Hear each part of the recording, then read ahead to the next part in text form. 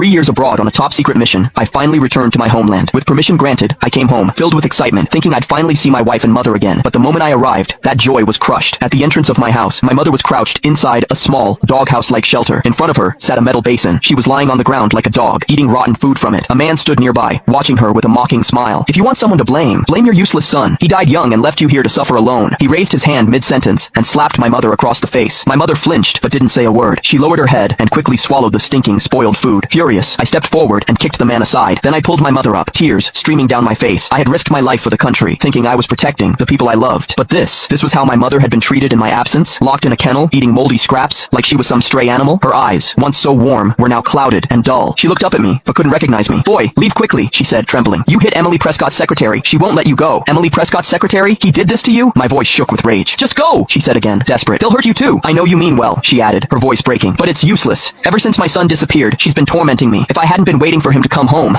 I would have ended it all long ago." Her words broke something inside me. I had trusted others to take care of her. I had believed my mother would live peacefully while I was away, but I was wrong. Behind me, the man I had kicked was getting back up. He wiped the blood from his mouth and glared at me. "You're dead," he spat. "You think you can touch me? Do you know who my boss is? She's the law around here. You mess with me, you dead." I looked at him, my anger cold now, steady. Without a word, I took out my phone and called Emily. "Hello? Who is this?" she answered, her voice flat and emotionless. "So, you're the queen of the capital now?" I said coolly. There was a pause on the line. Then she replied, "I don't know who you are, but if you're calling to threaten me, I'll find you. And when I do, no one will be able to save you." Her words cut deep. She didn't even recognize my voice. She hadn't saved my number. In just 3 years, she had completely erased me from her life. I clenched the phone tighter, every last trace of patience gone. "I'm at your house right now," I said flatly. "You have 30 minutes. Get back here immediately." There was silence. Then panic bled into her voice. "You're at my house? What did you do to my secretary? You'd better not touch him. Stay right there. If anything happens to Tyler Morgan, I won't let you off the hook." On the other end of the phone, Emily's voice rang out with suppressed anger, and I laughed out coldly as I listened to Emily's words. She had long since forgotten the mountainous oath she once made with me. I still remember that at that time, when I left, she had once said to me that she would take good care of my mother, and even promised that she would treat my mother as if she was her own mother. However, it never occurred to me that after only a few years since I left, she had already changed her heart. She even sat back and watched her own assistant bully my mom. At this moment, all the love I had for Emily had long since disappeared. I hung up the phone and looked at Tyler in front of me. At this moment, I couldn't wait to get him killed. At the same time, I also gave my leader a call. I questioned him. All these years, said to take care of my mom. Is that how to take care of it? On the other end of the phone, the leader listened to me and was also completely frozen. "Jason, because you participated in a secret mission, we couldn't come out. But at that time, I had already asked people to take care of your family. I also didn't expect that they would do something like this." On the other end of the phone, the leader was equally furious. "Jason, don't worry. Bullying and insulting a military family member, no matter who the other party is, I definitely won't be able to let it go. I'll send someone over right now." He hung up the phone angrily, and just as I put down the phone, I saw Tyler climbing up. He looked at me, his face full of gloom, staring at me viciously. "You're finished. You have no idea what my boss represents in the cap."